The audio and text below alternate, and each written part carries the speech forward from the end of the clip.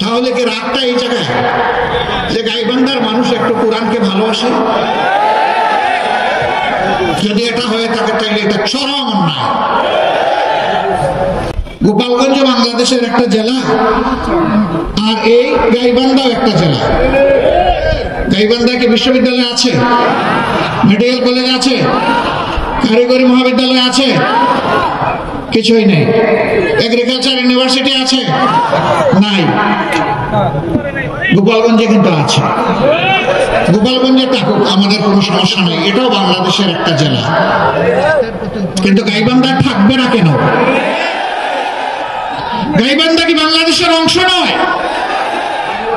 গাইবান্ধার মানুষের কি মুক্তিযুদ্ধ এবং এই 24-এর স্বাধীনতা সংগ্রামে কি কোনো অংশগ্রহণ নেই?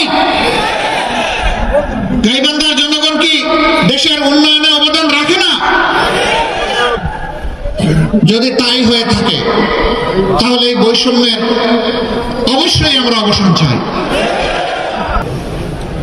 জানি না আগামীতে আল্লাহ তাআলা বাংলাদেশের জনগণের জন্য দেশ পরিচালনার দায়িত্ব কার হাতে দিবেন, এটা আল্লাহ ভালো জানে।